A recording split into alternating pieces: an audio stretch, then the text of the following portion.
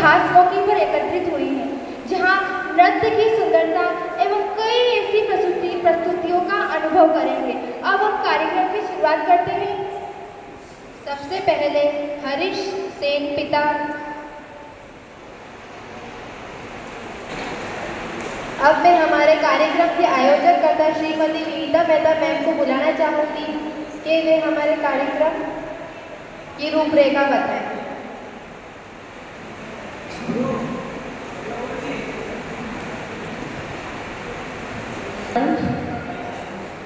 आदरणीय मुख्य अतिथि महोदय श्रीमती ममता मौर्य, हमारे बीच पधारे श्रीमती विभावना जासू मैडम, हमारे निर्णायकगण श्रीमती पुष्पेंद्र कुंवर चौहान मैडम एवं श्रीमती मनीषा शर्मा मैडम एवं विभिन्न विद्यालयों से पधारे हुए जो प्रतिभागी हैं और उनके साथ आए शिक्षकगण, आप सभी का इस कार्यक्रम कला उत्सव 2025 स्वागत।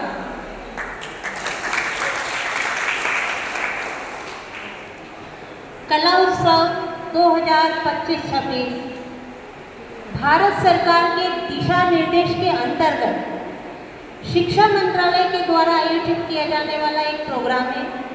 इसके अंदर स्कूली छात्रों को, जो कि 9th, 10th, 11th और 12th के स्कूली छात्र हैं, उन प्रतिभागियों को इसमें सहभागिता करने का अवसर प्राप्त है।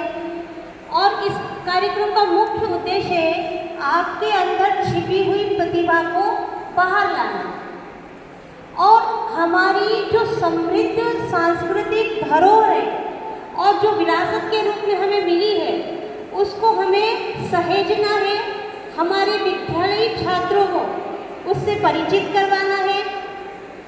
और हमारे जो छात्र हैं उनके अंदर जो रचनात्मकता है, कलात्मक और कल्पना शक्ति है, उस कल्पना शक्ति को पंख देना है, ये इस कार्यक्रम का मुख्य उद्देश्य है।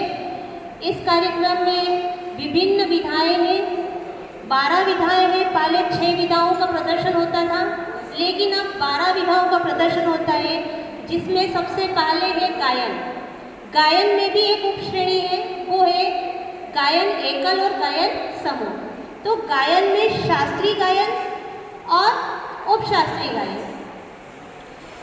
अब समूह गायन में लोकगीत, देशभक्ति गीत और सुगम संगीत, इस प्रकार के संगीत को मान्यता प्रदान की गई है। और समय सीमा इसकी निश्चित की गई है, कम से कम 4 मिनट और अधिक से अधिक 6 मिनट इस प्रतियोगिता में बच्चा पार्टिसिपेट कर सकता है। गायन के अंदर शास्त्रीय और उपशास्त्रीय संगीत को अधिक जो है हमारे पारंपरिक गायन है उसको महत्व दिया गया है, ताकि बच्चे हमारी परंपरा से जुड़े। उसके बाद दूसरी प्रतियोगिता आती है हमारी वादन। तो वादन में भी सभी प्रकार के वाद्य यंत्रों का जो प्रयोग करना है, जैसे ताल वाद्य यंत्र, सुषिर वाद्य यंत्र और तंत्री वाद्य यंत्र, यानी वायु के द्वारा बजाए जाने वाले वाद्य यंत्र, बांसुरी, है ना, और इस तरह के जो वायु से बजते हैं वो वाद्य यंत्र आते हैं। इस शहनाई, उसके बाद ताल वाद्य यंत्र, यानी ताली के द्वारा, ताल के द्वारा, यानी 2 चीज़ों में घर्षण पैदा हो उस तरह के वाद्य यंत्र, उनका प्रयोग किया जाता है, जैसे ढोलक, तबला। फिर ये तंत्री वाद्य यंत्र, यानी तार से बजाए जाने वाले वाद्य यंत्र, जो तारों के कंपन से आवाज़ ध्वनि उत्पन्न होती है, वो वाद्य यंत्र। तो गायन और वादन। अब वादन में भी 2 प्रकार है, एकल और समूह। समूह में अधिकतम 4 बच्चे पार्टिसिपेट कर सकते हैं। उसके बाद आती है हमारी नृत्य। नृत्य एकल भी है और नृत्य समूह भी है। तो एकल नृत्य के अंतर्गत शास्त्रीय संगीत है, यानी शास्त्रीय संगीत के ऊपर ही आप नृत्य कर सकते हैं, उपशास्त्रीय के अंदर नृत्य कर सकते हैं। इसके पश्चात समूह में लोकगीत, फोक डांस, और फोक डांस के अलावा आप जनजातीय नृत्य भी कर सकते हैं। उसके बाद आता है हमारे नाटक, लेकिन यहाँ पर नाटक के कोई भी प्रतिभागी यहाँ पर नहीं है। उसके बाद दृश्य कला में आता है चित्रकला, मूर्तिकला, द्विआयामी चित्रकला। चित्रकला को का समय सीमा यहाँ पर निर्धारित नहीं की गई है, लेकिन चित्रकला में आप व्यंग्य चित्र बना सकते हैं, मुद्रण कर सकते हैं। और पोस्टर, जिसका पोस्टर प्रतियोगिता के अंदर उसकी साइज होना चाहिए 2x3। पोस्टर प्रतियोगिता के अंदर उस पोस्टर की साइज होना चाहिए 2x3। मूर्तिकला में 2x2x2।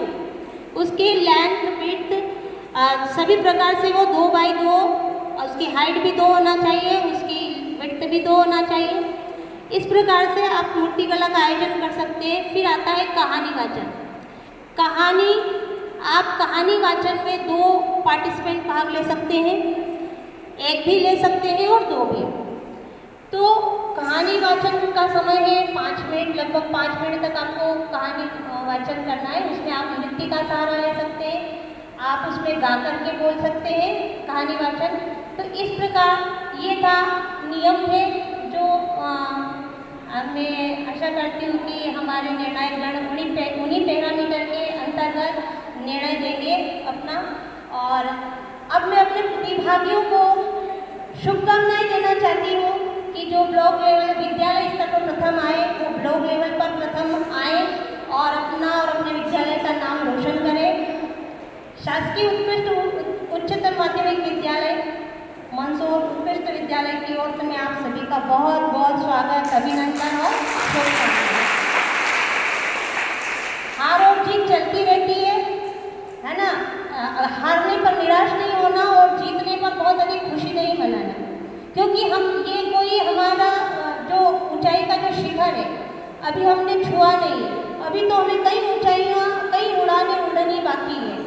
तो आप लगातार इसके लिए प्रयासरत रहें और इस मुकाम पर, ऐसे मुकाम पर पहुँचे कि आपके माता पिता, आपके गुरु, आपको जानने वाले सभी आपका नाम लेकर गर्व का अनुभव करें।